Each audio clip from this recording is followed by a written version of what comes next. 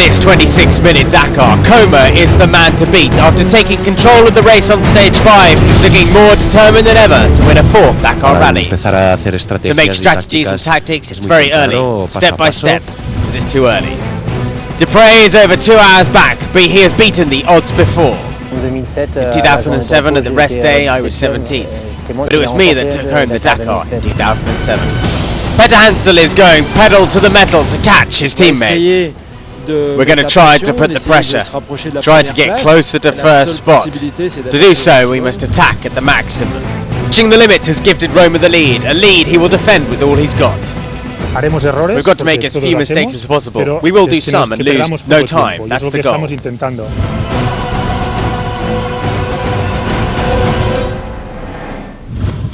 It's the start of the downwards leg, into Chile and the race down the coast of Valparaiso. Before that, the bikes need to pay a visit to the newest Dakar country, Bolivia. The 4th country ever visited by the South American Dakar and the 28th in total, Bolivia is set to be a wonderfully unique experience for the bikes and quads. El Dakar ya llega a nuestras puertas y nosotros the Dakar has come to our country and we will receive them here with open arms. For the last 2 years, we've been asked to study the possibility of a passage of the Dakar in Bolivia. So we'll be going into the southern part, in the area of Potosi and its famous Sala de Uyuni. In that area, we've designed 2 stages that should be stunning in terms of landscapes. Stage 7 was slightly shortened due to weather, but at checkpoint 3, just before the Bolivian border, it began. And there were big crowds out cheering on Bolivian rider Juan Carlos Salvatierra, who sat 16th overall going into the stage. It's an incredible sensation. No one thought we'd go here. It's one of the most emotional moments of my life. He did his country proud. The Speedbrain rider raced to 14th on the first part of the Bolivian marathon stage.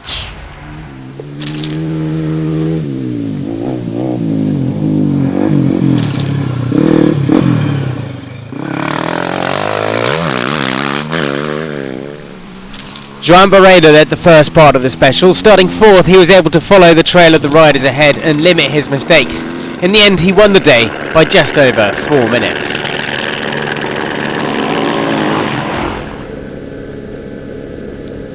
Race leader Mark Coma started slowly, but by kilometre 140 he was up into 2nd place and closing on Barreda. Knowing that he had to mark the Honda rider stage by stage, he ran strongly all day to 2nd place.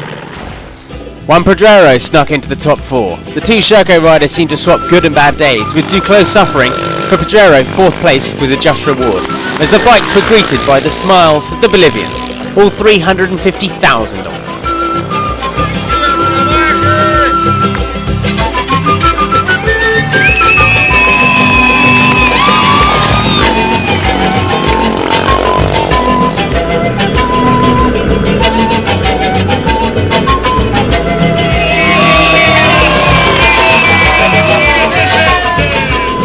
The President of Bolivia, Evo Morales, followed the race from the moment it entered the country and was there at the finish to share in the joys of the fans. He was greeted by the Bolivian star of the rally, Salvatierra. There are so many people present here for a sporting event. I have to thank ASO who accepted our participation in the Dakar. I hope this great event will serve to unite the people. Sport helps unite people. 553 kilometers on wide open terrain, a fast stage on the menu for the cars.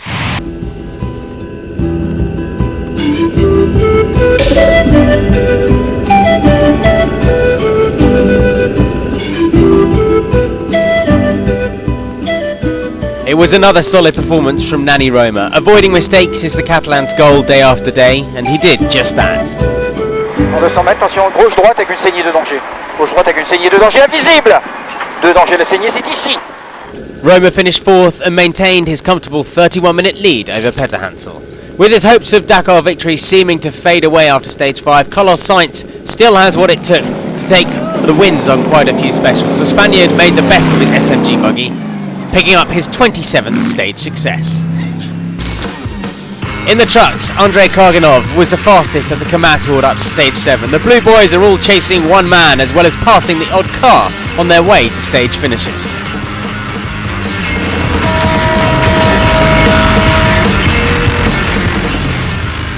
The man they're chasing is Gerard de Roy, third on stage 7. He extended his lead to 37 minutes by the end of the day. After a night in Uyuni, the riders left Bolivia and raced to join the main bivouac in Chile. Nothing so far on the Dakar could prepare the riders for the sheer magnificence of the Salar de Uyuni, the world's largest unbroken tract of salt flats. A spectacle that dazzled as the racers scorched their way through Bolivia.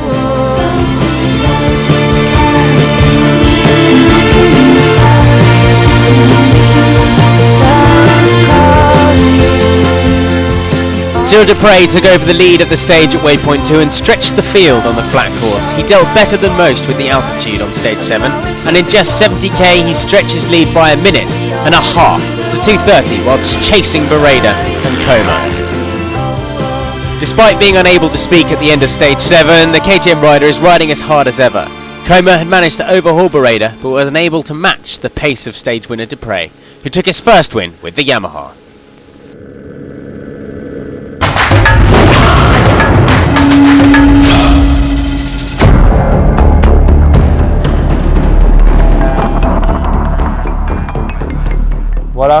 It's 3:45 in the morning. We've got 700 kilometers to go.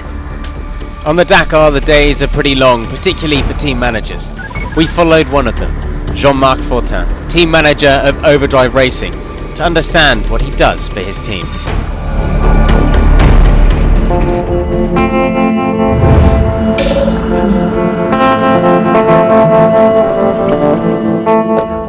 We arrive at the bivouac nearly 3 or 4 hours before our drivers. We have to set everything up in our pit area. We have 8 tents to put up, so it's quite some work.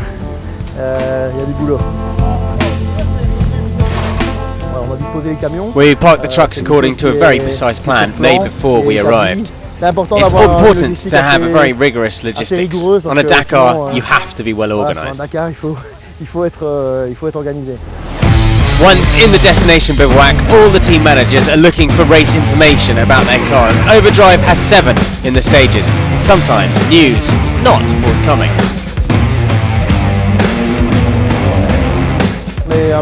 We're a bit stressed because we try to follow our cars, but the network is not really stable. For example, today, Janil never appeared on any tracking or any waypoint during the stage. It's part of the game, but it makes us a bit nervous. We only had his time when he finished the stage.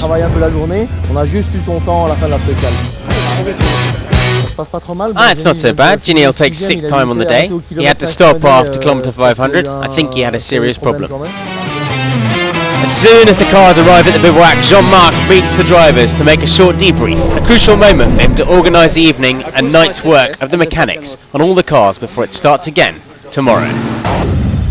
While the bikers were leaving Bolivia, the car crews said farewell to Argentina as they headed to Chile.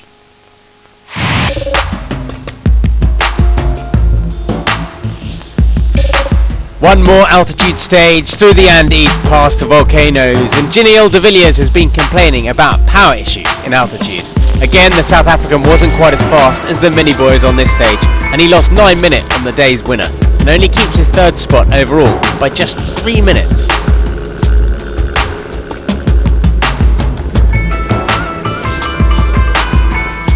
Again, all the pressure was on the shoulders of race leader Nani Roma, only this time he was starting behind his rivals. The Catalan did lose further time, and he finished 6th. After taking 2nd spot at the special and managing his best performance in a mini yesterday, Nasser Al-Attiyah went 1 step higher. The Qatari claimed his first stage success in a mini, his 18th on the Dakar. Today's stage promises 442 k's of flat-out blasting towards the dunes and sea on stage 9 to Iquique. The day dawned bright, but it wasn't bright for Duclos. At kilometre 218, the 3rd man overall was found stranded with a machine that had a broken valve. Only the assistance of his teammate would get him to the line, and with a rope between the machines, Duclos limped towards home, but his Dakar was over. Jeremias Israel had the most to gain from the Duclos dramas, but his day went wrong with about 100 kilometres at the finish. cartwheeling his bike in 4th gear and then getting lost in the dunes. Despite all that, he only lost 4 minutes on the man he was chasing, Jordi Villadoms. At the front, Coma and Barreda fought for every minute, but it was Coma that caught Barreda, and he was happy to chase the Honda home towards the line, where for the first time in days he could speak. The stage changed the sights completely for us. In the desert, it was a beautiful stage where I could catch Juan, who started 2 minutes ahead of me, and follow behind him to the end. Yeah, a good day. So Coma leads it after stage 9, the gap 40 minutes and 19 seconds to Barreda. Jordi Villadoms a fine third, 1 hour 38 back, ahead of Jeremiah Israel and Olivier Pan in 5th. In the cars at kilometre 195, Carlos Sainz was forced to stop after damaging his SMG buggy.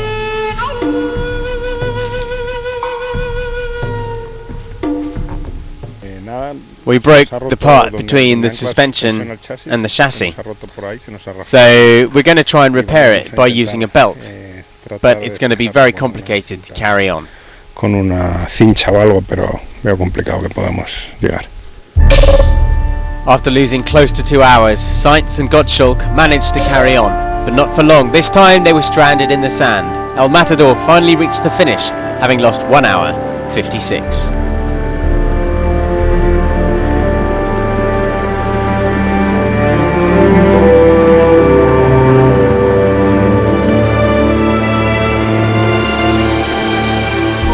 Meanwhile, Nasser Al-Attiyah was opening the way, full speed ahead, and the second best time of the day.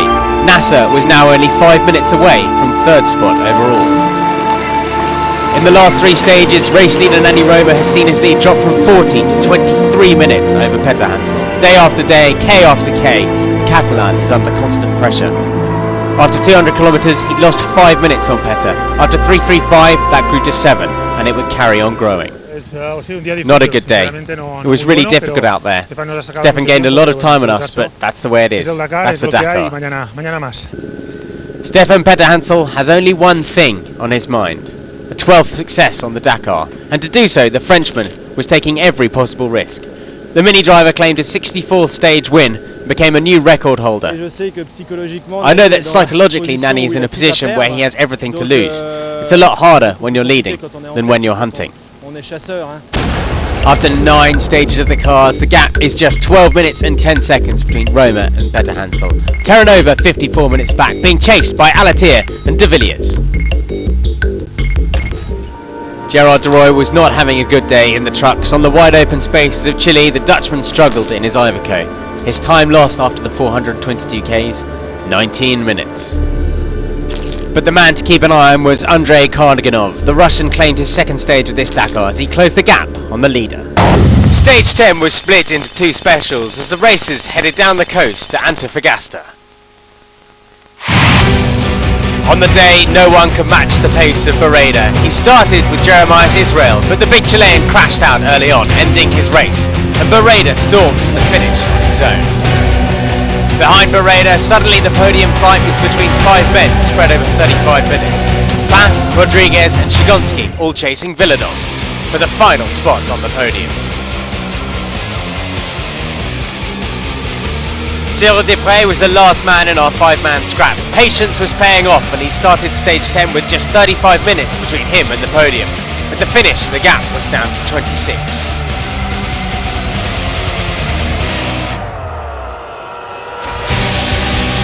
The race leader Coma was riding conservatively. He didn't raise his pace to match Barreda and was content to duel with Desprez through the epic dunes, occasionally taking very different routes to the same goal.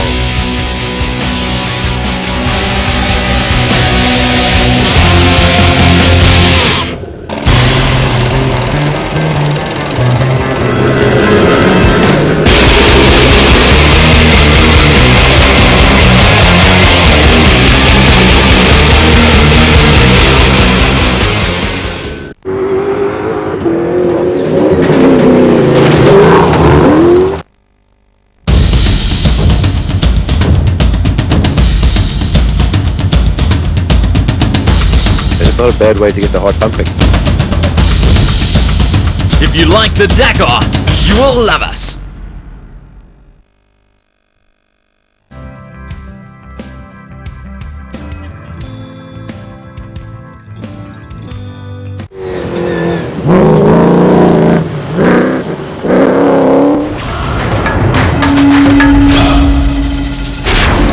He is the youngest competitor ever on a Dakar entry list. Jeremias Gonzalez is the new generation's flag carrier.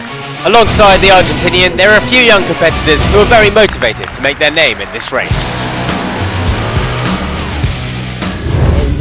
I started racing cross country a few years ago, and as I live in Argentina, I was always watching the Dakar on TV, and I always wanted to be here. Robert van Pelt is only 20 years old, but he's not a rookie anymore. The Dutchman finished 47th in 2013. Well, last year was my first time, and then the long days that surprised me, but this year it's just much harder, much longer. Of course, for the young riders, their parents' influence is still very important. My parents are very happy because I'm not injured, and I always finish stages early with no real problems, so they don't have enough time to worry about me. My mother does all the documents, and my dad's preparing the bike, so it's a family effort. Remember these two names, and maybe you'll see them at the top of the podium in a few years.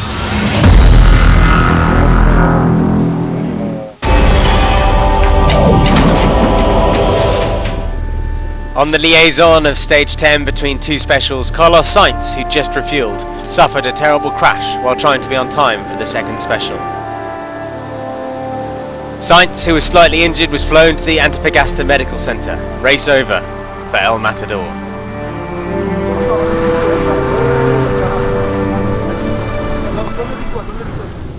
We take many risks on the specials, on the bends and long straights. We often drive at the limit for no reason. Sometimes something stupid happens. You never know when it happens and how situations like that occur.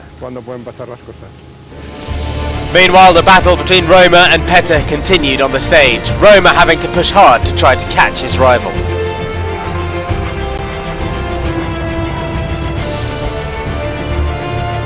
Once again, it was the Frenchman that would gain precious time, as Roma was caught out by the dunes. 10 minutes the gap in the finish line, and in the new overall, Petter Hansel is now only 2 minutes and 15 seconds behind Roma.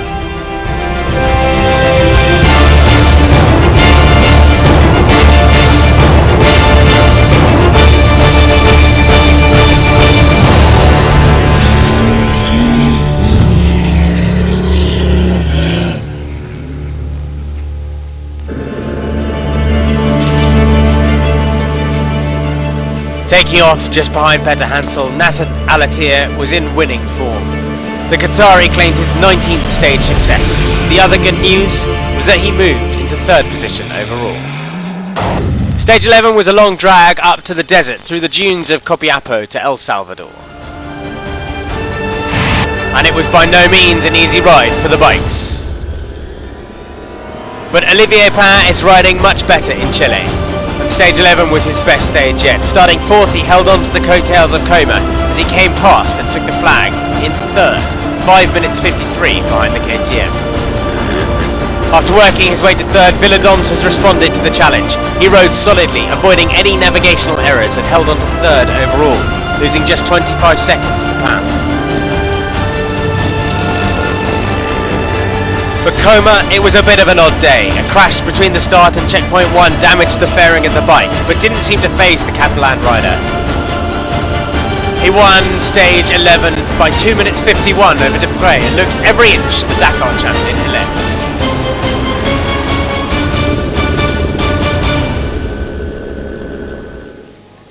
Drama would occur after stage 10 in the mini headquarters. Before stage 11 began, a big decision was confirmed by 11-time Dakar winner Stefan Petter Hansel. We were asked to be slower during the next days. A decision made by the top management of the team. We were told to keep the positions we have in the standings, so it's basically game over for us.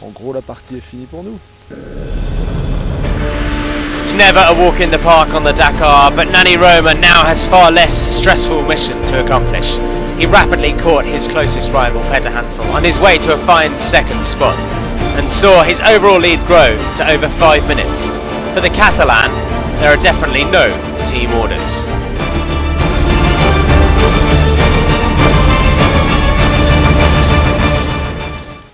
We drove at our maximum all day.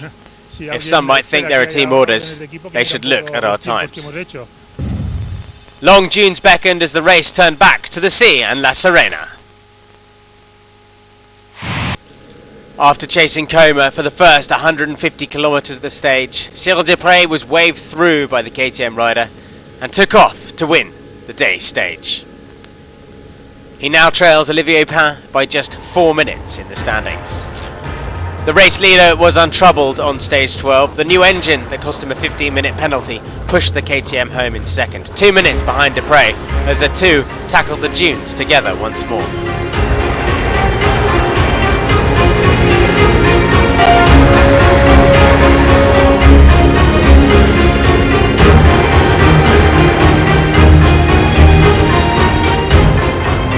But what of second place overall?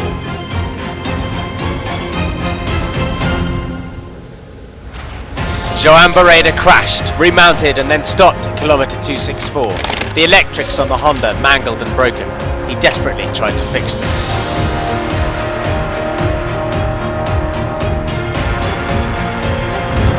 He managed to get the Honda going again, but with 25 kilometres left to run, it cut out in the lee of the dune. It's again this one. I don't know. Was it yours this one? Trae los cables, una batería. Batería del auto.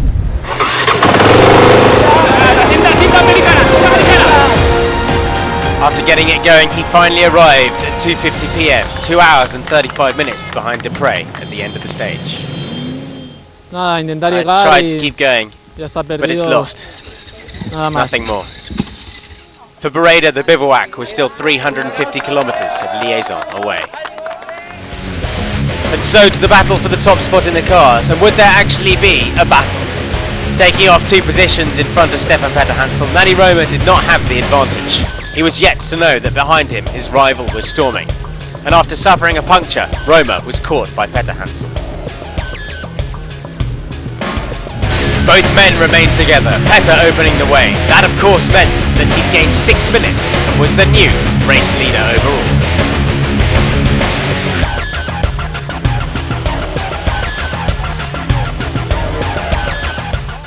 Here we're in an ambiguous situation. We'll see. Maybe the team orders will be changed and we'll listen to them. Yesterday no one believed that there were no team orders. Today that you saw that. Tomorrow we'll see what happens. The fight in the trucks was down to Deroy and Karganov. Deroy won stage 12 by 30 seconds. But with a lead of 7 minutes, Karganov was safe for 1 day more. Deroy was running out of time. Now it comes down to this, the last 157 kilometres of special towards Valparaiso. Como was the last to start the final stage, and he took his time to savour it. He relatively cruised the course, enjoying the moment and knowing that a 4th Dakar victory was just 2 hours away. At the line, the world was waiting to congratulate him on a masterful 4th Dakar victory. He paid thanks to the team. The new bike did its job. And some thanks too to his teammate and the man in second, Jordi Villadons.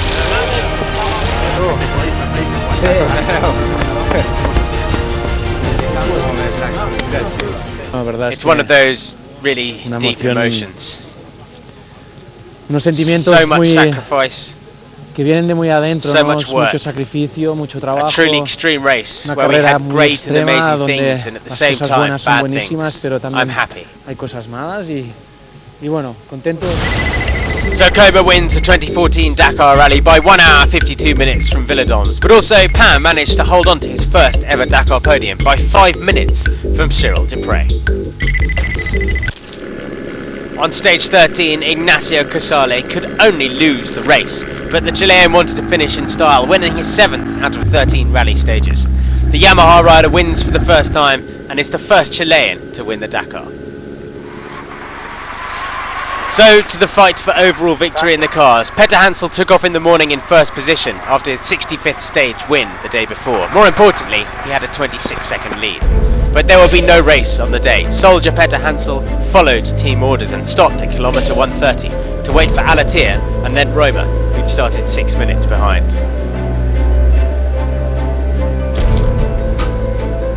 The Minis then carried on in formation to the finish. Roma in the lead. And Nani Roma therefore won the 2014 Dakar in a car, 10 years after his victory on a bike. After Hubert Auriol and Stefan Peter Hansel, the Catalan is the third to conquer crowns on 2 and 4 wheels.